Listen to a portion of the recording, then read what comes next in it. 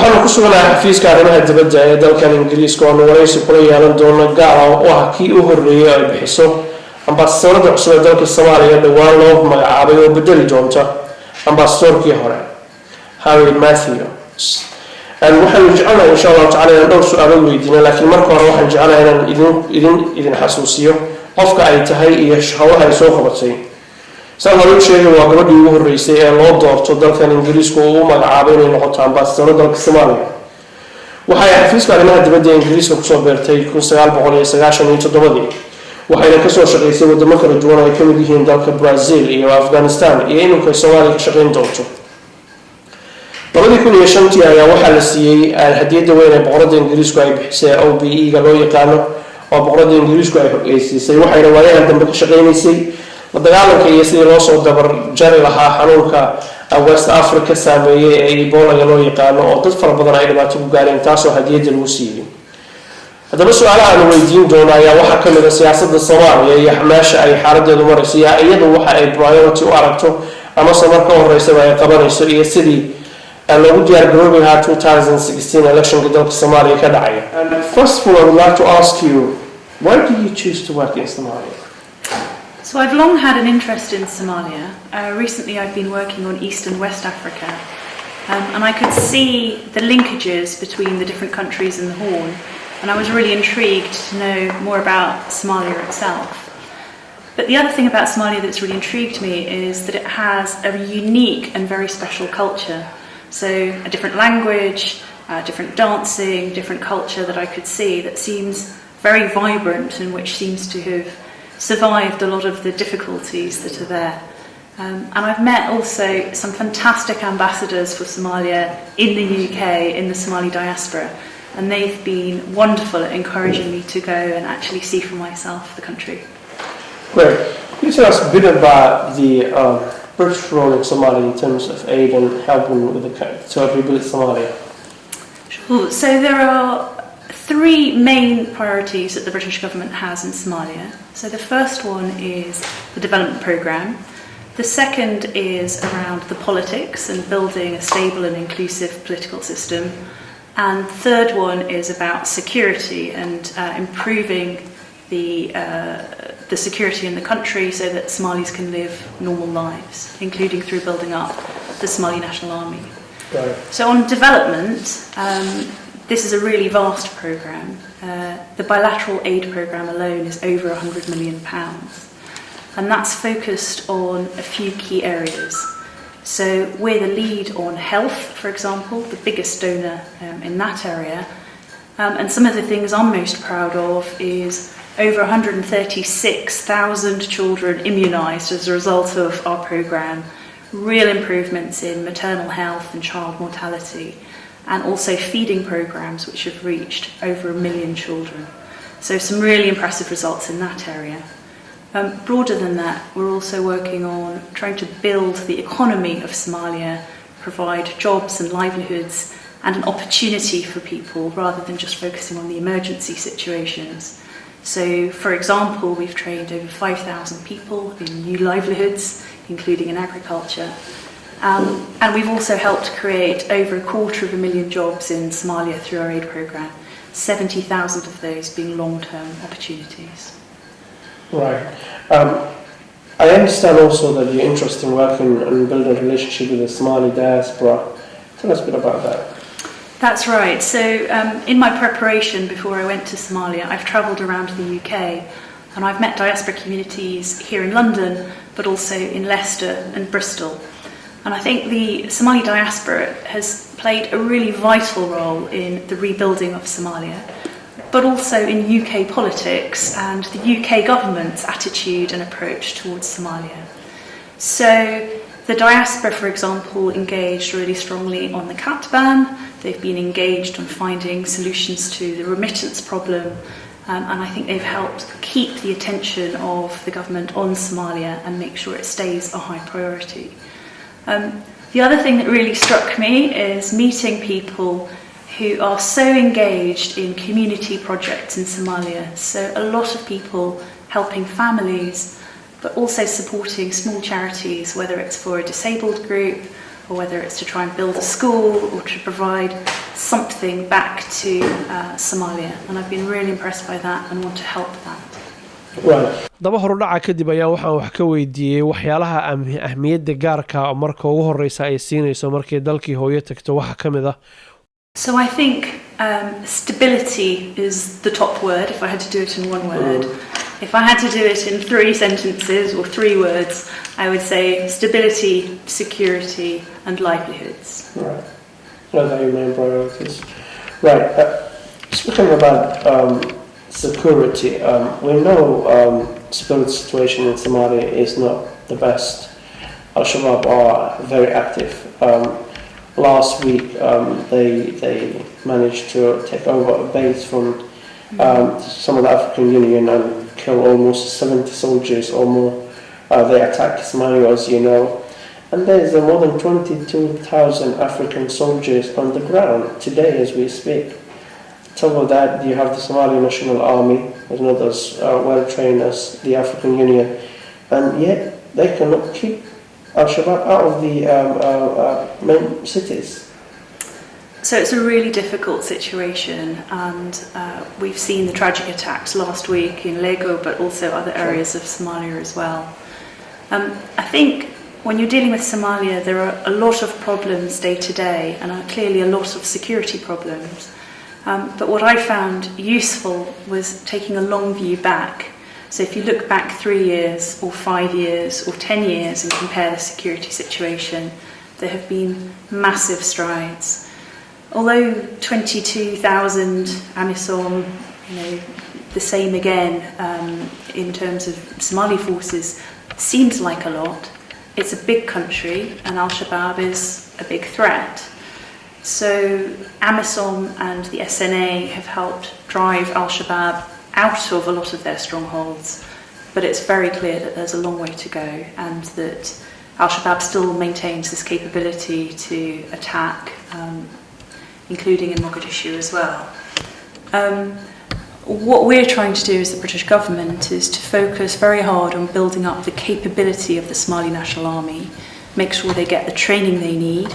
We're providing direct support on stipends to ensure that they're paid as well, and making sure we're working with international donors and with the Somali government to help them really take the fight to Al-Shabaab. But it's a difficult and slow process. waxaan kaloo wax ka weydiiyey sidii looga hortagi lahaa qaraxyada Al-Shabaab dalka gudihiisa ay ka geystaan oo in badan soo noqnoqda dawladda iyo ciidamada qalaad ee dhulka joogaana aysan marnaba mas'uuliyaddeeda aysan qaadanin haddana dad fara badan ay naftooda ku waayaan ciidanka Soomaaliyeedna uu yahay mid tabar yar iyo waxa ay ka qabanayaan sidii arrimahaas loo soo afjari lahaa dalka Soomaaliyeedna ciidan xoog badan loogu dhisi lahaa waxayna ku jawaabtay sidatan. So first let me pick up on your point about the people who are most affected, and you're absolutely right. The people who are most damaged and most affected by Al-Shabaab attacks are the Somali people themselves. Politicians as well and MPs, but actually it's normal people trying to live out their lives. In terms of attacks, I think it's really important that where there have been mistakes or errors, that there's a continual learning process to make sure lessons are learned and that the same mistakes aren't happening again.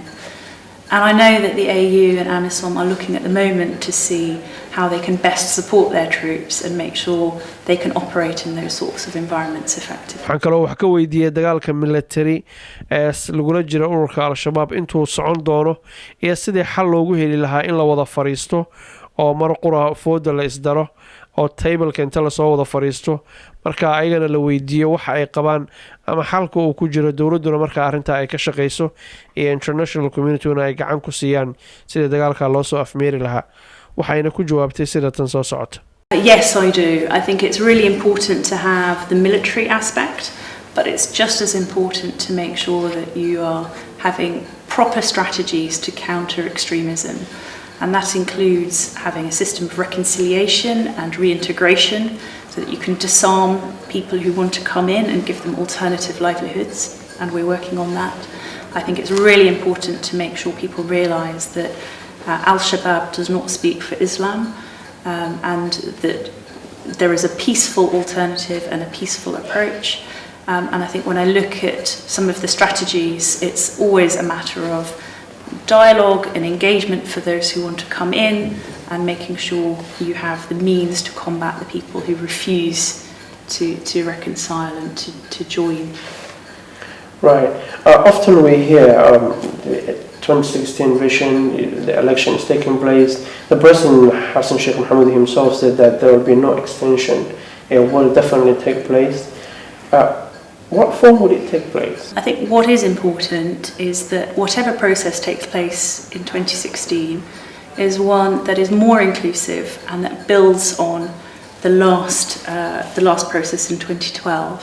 So something that is more consultative, that's transparent, and that keeps up a positive trajectory for the country.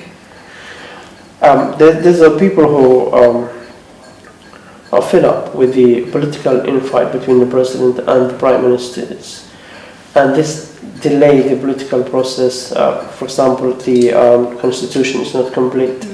There is no proper political opposition parties who can participate in the elections.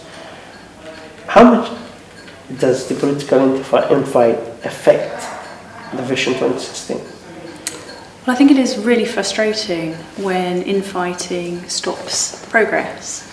So one of the messages that I think is really important for us all to give is that leaders, politicians, people in positions of authority really have to put the country first. And that's going to be increasingly important in the next year to 18 months. In terms of specific fights, I'm not following it, but I think what we are in a position now, having had the delays, is that we really need to focus on the top priorities for the next year, on the political settlement and keeping stability. Right. Also, one of the other things that often come up when the political infight breaks up and the President and the Prime Ministers are fighting is that the confidence of Somali people are undermined. There is no proper political visionaries in the country, as some say often. Do you think, like you said, the country should be put first and the political infight should be put away, and make sure that we focus on what is important to rebuild Somalia, and the government should be held responsible?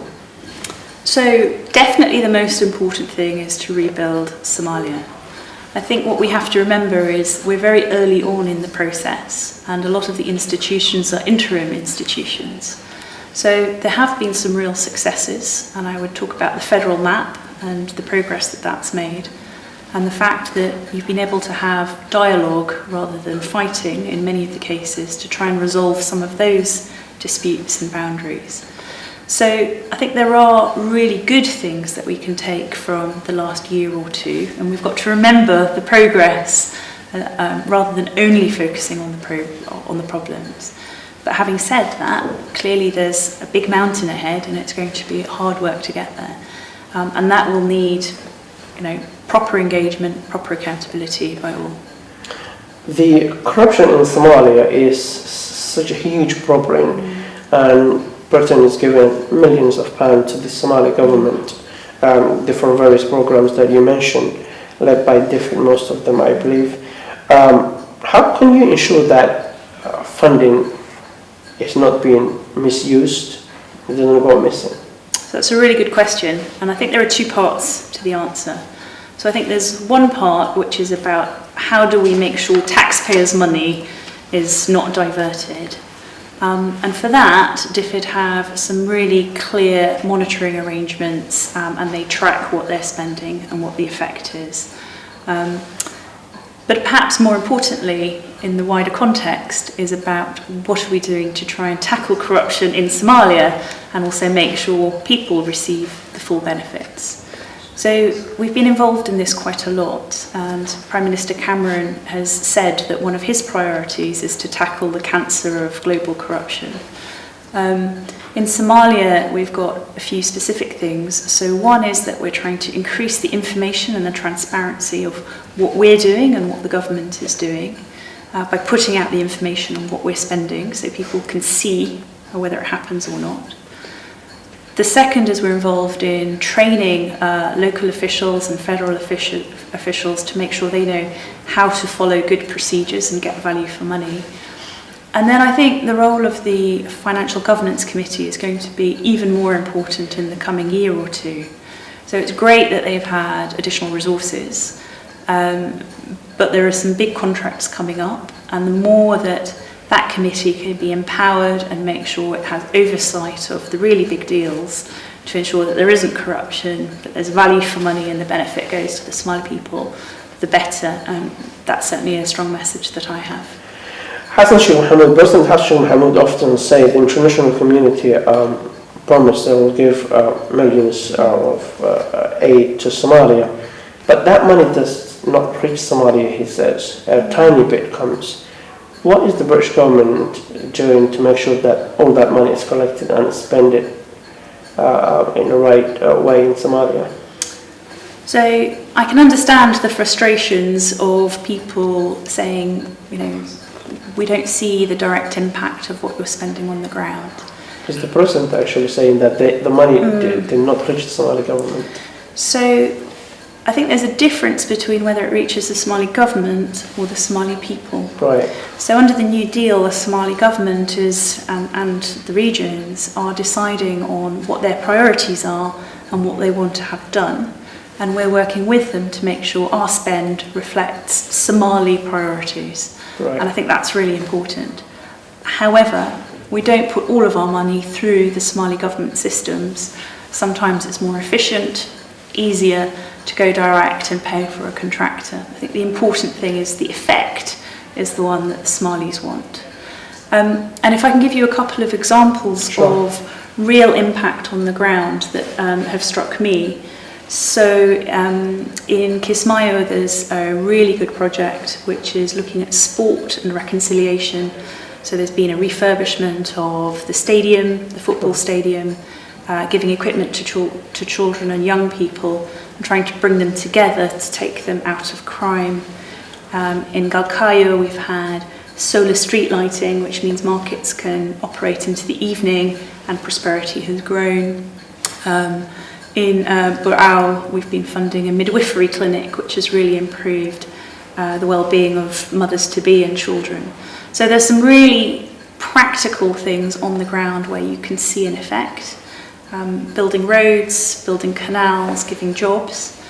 But the other thing is a lot of our money is going into capacity and long-term development and building up institutions. And perhaps that's less visible because you don't get a building which everyone can point to and say that's what the British have done.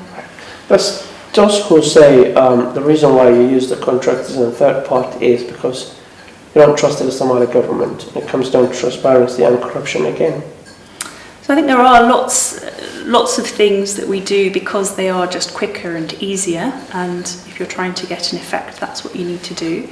But equally, we do know that there still needs to be a lot more capacity in the Somali system. There is corruption, and so if we're giving value to the taxpayer and making sure the money reaches, ordinary Somalis, then we'll take the best means there. I think the IMF was really interesting on this. So when they came in to look at debt relief, what they've said is there is a lot that the government needs to do in financial management before it can really start on the process. And it's given some of those indicators of exactly what the government needs to do. So there's a long process ahead. It's normal in these circumstances to also use contractors and other delivery agents. Right. When it comes to the unity of Somalia, where does the British government stand? So for the UK, I think there'll always be a soft spot for Somaliland. We have a common history and many people here have spent time there and engaged with Somaliland. In terms of independence, I think our position is pretty well established, and it's really for the Somali people to determine what happens. We think it's really important to have a constructive dialogue and increase cooperation. And I was really pleased to see the President's statement that he was opening up talks with Hargeisa. So So I think that's a really positive development and something that we would be supporting. But those talks in Dubai, it took place in Turkey and took place in Djibouti, often ends up with no fruits at all. So the talks is one thing, but when it comes to the British government, because the argument Somaliland is put forward is that we have peace and stability for 23 years. 4 different elections took place, democratic elections, especially the last 2. Why wouldn't you recognize them if that is their wish, since you have soft support for them? So the first thing to stress is that Somaliland has achieved a huge amount, and you've mentioned some of those things, and I think it is an impressive achievement in the circumstances. But it's not just down to the UK to pronounce one way or the other. I think there are lots of areas still that need to be worked on. There are still areas of dispute there, and there are a lot of areas of cooperation that would need to be worked out if independence was on the cards. So the most important thing is not what location talks are in, but I think having a process that makes progress, that builds trust, and that can lead to really active areas of cooperation. But if Somaliland is willing to be independent, there is the people who also live in that region who do not want to be independent. And at the moment they don't seem to have a voice. They want to be a united Somalia as we know it. Those people, they often accuse the Somaliland government for being oppressive, for not giving them opportunity to express themselves. Would you engage a dialogue with the authority in Somaliland to make sure those people are not oppressed, in particular people of Khartoum? So I think this is exactly the thing that I was talking about, that it's easy to talk about Somaliland being independent now, but there are a lot of issues still, including Khartoum State, which have to be worked out and resolved as well, including with the federal government. Right. Once again, let me put it in a different way. If I know the last parliament here was not keen to recognize Somaliland. I interviewed William Hague. He said we're not going to recognize Somaliland. And Mark Seaman, who was the African Foreign Office Minister at the time. What is the situation now in this new parliament? David Cameron is re-elected. What is the British point of view of Somali being united once again? In other words, the North and the South being one. Would you support that? So I think our position is, as I said, which is that we're not going to say that it has to be united, but neither are we going to advocate for independence. This is something that needs to be worked out properly. Right now, we're not at that moment of declaration of independence, but what the government is clear on is that we want to support that dialogue and that cooperation. Right. The other things I would like to ask you is the neighbouring countries and involvement in Somalia. I know many meetings that you went with Somalis. The issue of Ethiopia and Kenya come up time and again. Ethiopian soldiers are responsible, as people say, we cannot verify, a crime against humanity in various different places in Somalia. Yet, they have your support. Western support, international community support them to be there and giving them a blind check to carry on what they do or being accused. So my question to you is, what do you be able to, when you get to Somalia, speak to the Ethiopian and the Amazon forces to make sure that they don't abuse the very same people they're supposed to protect? So you've raised a really important point, and it is something that a lot of the diaspora community have raised as well. And I think it's a difficult one, because when you have neighbours inside your country, it can be incredibly delicate. So yes, the British government is absolutely clear that abuses of civilians by AMISOM, by other troops, is not acceptable. And we're playing an active role in training AMISOM troops pre-deployment in human rights and in trying to prevent, for example, sexual abuses against women. Having said that, I do want to say that overall, AMISOM has played a critical role in trying to bring stability to Somalia and in tackling al-Shabaab. And as we saw from the incident in Lego, it's a very unsafe place and very dangerous for the soldiers there. So we have to make sure that their presence is a constructive one and that it doesn't contribute to any instability or any abuses. But I think it is important that we recognise what they have achieved as well. And obviously, there's always room for improvement, and I'll be talking about that too. Right. What is your message to the Somali community?